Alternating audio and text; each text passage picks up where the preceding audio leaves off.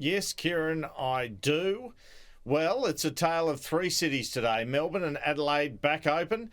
Sydney slammed shut with months of lockdown seemingly to come, and COVID cases on the rise. 5 reasons that no longer applies.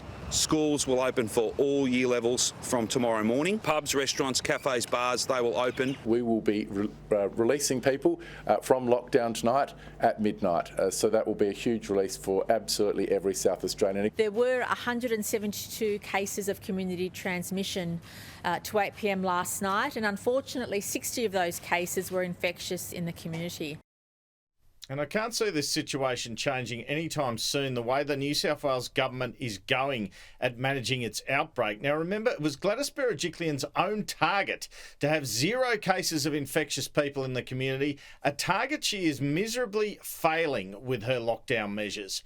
I hear tougher measures may be on the way for the southwest of Sydney when the New South Wales Premier announces her plan for lockdown restrictions post 31 July tomorrow. That's still been the subject of hours of debate in a crisis cabinet committee meeting. Surely it is time to reconsider the offer from the Prime Minister Scott Morrison to provide army support to help police ensure close contacts of positive COVID cases are indeed isolating at home. That's what they were doing in Victoria. There aren't any police checks on them here. But Sky News can reveal that tomorrow the New South Wales government is expected to actually loosen some restrictions. Despite the COVID numbers, the Premier is expected to announce a reopening of construction for all sites except where people live in the home that's being worked on. But tradies from the 5 local government areas that are the subject of the most COVID cases in southwestern and western Sydney will not be allowed on site. So there will be that restriction, but they're not going for the Daniel Andrews Victorian restriction of only allowing 25% of workers on site, is my understanding. Other good news for people in the lockdown area, the areas of Central Coast and Shellharbour are expected to be opened to regional type restrictions. So schools and businesses to reopen there is my information. The Northern Beaches area will not be given that grace yet, despite very few cases there. There's a view that the people of Western and Southwestern Sydney would not respond well to the army being on the streets, and that is what has stopped Gladys Berejiklian taking on Scott Morrison's standing offer for army assistance. But it's about time the New South Wales government realised the battle against the virus is a war. Still, the pleas come from New South Wales today for more Pfizer vaccine, a call that former Deputy Commonwealth Chief Medical Officer Nick Coatsworth backed last night. Look, each state has its own individual public policy position. I think it would be a wonderful symbol for Australians to see states donating part of their Pfizer campaign, Pfizer supply to the New South Wales vaccination campaign. Of course I do. I think that would be a wonderful symbol. Whether we will see any of that, I'm not sure.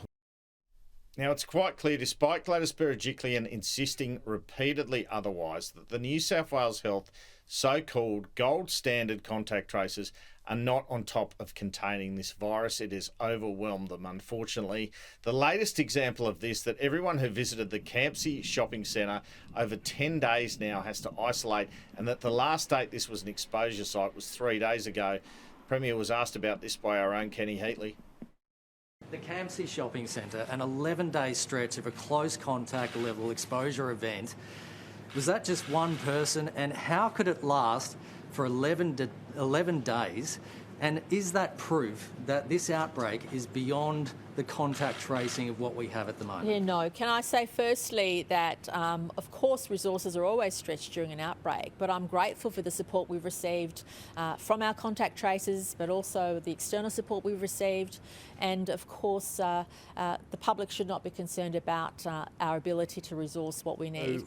With Campsie, it's a community where we had a lot of cases, and sometimes it's difficult to tease out, what the source of the infection was versus where people are just travelling when they're infectious. And do you know how many people were exposed as a result of those positive cases? No, I don't have the exact number, but it'll be many, many people in the community. It's a very popular shopping centre, as I understand it. When Gladys Berejiklian was asked about why Victoria is opening up and Sydney isn't opening up for a long time, rather than acknowledge she should have locked down harder and earlier, she simply said states were on different journeys.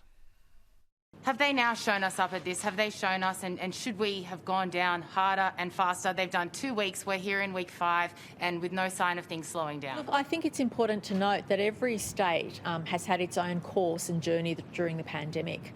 Victoria is emerging out of its 5th lockdown, and I appreciate people want to make comparisons, but it's also important to note that every state has had its own course. Every state has had its own history of how they've dealt with the pandemic.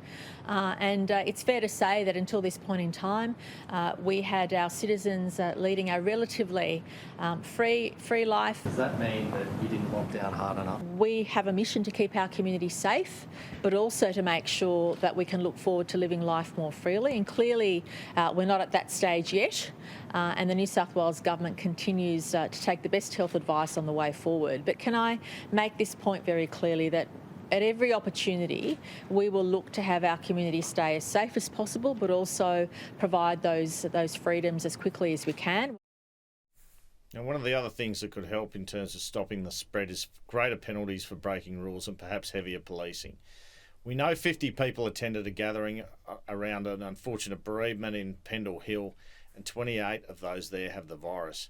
It's my understanding New South Wales Health are yet to hand those details to police so people can be fined. Have any fines been handed out to anyone who was at that gathering in Pendle Hill? There's been no fines handed out in respect of that incident, but what I can say is that investigators at our Police Operations Centre have information from New South Wales Health. Will allow New South Wales Health to continue with their work to ensure that they can do the very best they can around close contacts and the like, and then police will move in after that to take whatever action they think is necessary. The debate around greater federal economic assistance for stricken Sydney businesses and workers continues. On the federal front, at present, people forced onto welfare can't access disaster payments. My understanding is that will change to allow that to occur. The feds are going to move on that. I've also heard anecdotally about long delays for small business people accessing New South Wales business grants. The federal government did offer to administer these, but that offer was rebuffed. So let's hope Service New South Wales and the New South Wales government clean up their act on that one, Kieran.